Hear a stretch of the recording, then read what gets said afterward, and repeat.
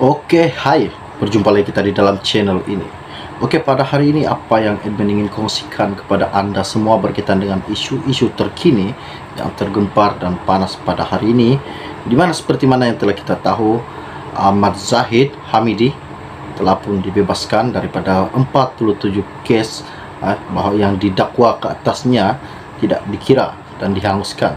Tapi baru-baru ini apa yang admin dapat ia sangat menggemparkan, bahwa pendakwaan turut menyatakan hakim berkenaan tersalah arah ketika menolak keterangan mengenai penghantaran rasuah kepada Ahmad Zahid apabila membuat perbandingan fakta antara kes tersebut dengan kes rasuah Datin Sri Rosmah Mansur berhubung projek solar hybrid.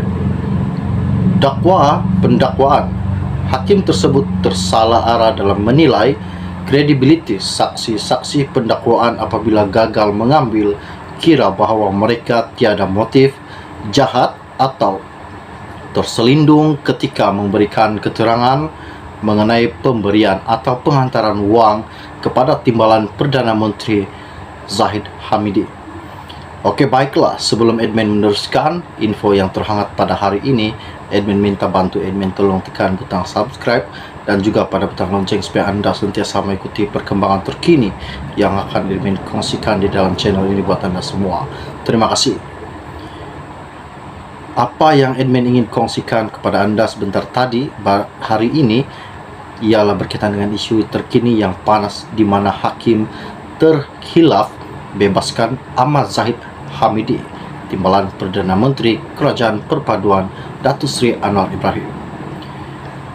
Pihak pendakwaan terkilan dengan keputusan Mahkamah Tinggi Shah Alam membebaskan Datuk Seri Dr. Ahmad Zahid Hamidi daripada 40 pertuduhan menerima rasuah membabitkan sistem visa luar negara VLN.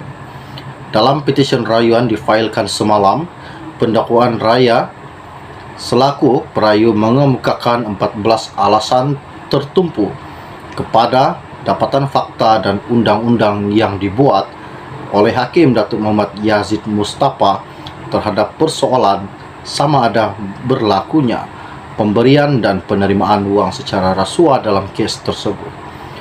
Pendakwa raya mendakwa Hakim Muhammad Yazid terkhilaf dari segi fakta dan undang-undang apabila memutuskan ia gagal membuktikan kes prima facie dan gagal menilai secara menyeluruh keterangan bagi membuktikan setiap elemen kesalahan dihadapi Timbalan Perdana Menteri itu.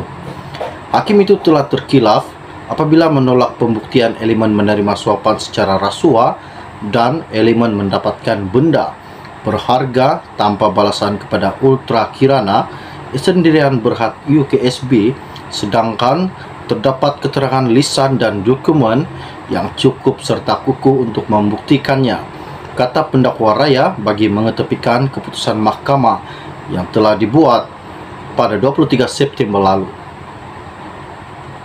Pendakwaan turut menyatakan hakim berkenaan tersalah arah ketika menolak keterangan mengenai penghantaran rasuah kepada Ahmad Zahid apabila membuat perbandingan fakta antara kes tersebut dengan kes rasuah Datin Sri Rosmah Mansur berhubung projek solar hybrid. Dakwa pendakwaan hakim tersebut tersalah arah dalam menilai kredibiliti saksi-saksi pendakwaan apabila gagal mengambil kira bahawa mereka tiada motif jahat atau terselindung ketika memberikan keterangan mengenai pemberian atau penghantaran wang kepada Timbalan Perdana Menteri itu. Hakim bicara terkhilaf apabila menolak bulat-bulat keterangan saksi pendakwaan bukan sahaja atas alasan rapuh dan tidak memunasabah, malah mengambil kira keterangan yang tidak relevan, tidak pernah dikemukakan, serta membuat rumusan berdasarkan keraguan yang diada-adakan.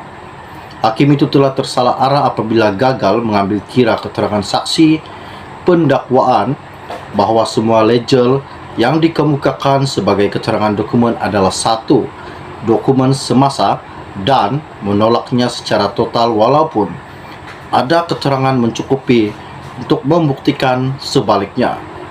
Dakwa pendakwaan. Rayuan pendakwaan ditetapkan untuk pengurusan kes pada 10 Januari depan di Mahkamah Rayuan.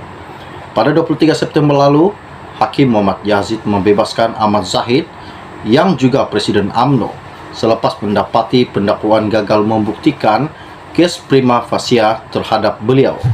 Ahmad Zahid didakwa atas 33 pertuduhan menerima rasuah berjumlah SG 13,56 juta daripada UKSB untuk dirinya sebagai Menteri Dalam Negeri bagi melanjutkan kontrak syarikat itu sebagai pengendali perkhidmatan pusat sehenti OSC di China dan sistem VLN serta mengekalkan perjanjian kontraknya dengan Kementerian Dalam Negeri bagi membekalkan sistem bersepadu VLN. Bagi 7 pertuduhan lagi, ahli Parlimen Bagan Datuk itu didakwa memperolehi untuk dirinya wang tunai SG 1150,000 RM 3,12 juta 15,000 Swiss francs dan SAS 15,000 daripada syarikat sama yang diketahui mempunyai kaitan dengan tugas rasmi beliau. Beliau didakwa melakukan kesemua kesalahan di Seri Satria, Presiden 16 Putrajaya serta Country High Kajang antara Oktober 2014 dan Mac 2018. Hari ini, berita yang terhangat dan tergempar pada hari ini, di mana hakim terkilaf bebaskan Ahmad Zahid berkaitan dengan 47 kes pertuduhan yang dikenakan kepada Timbalan Perdana Menteri Ahmad Zahid Hamidi.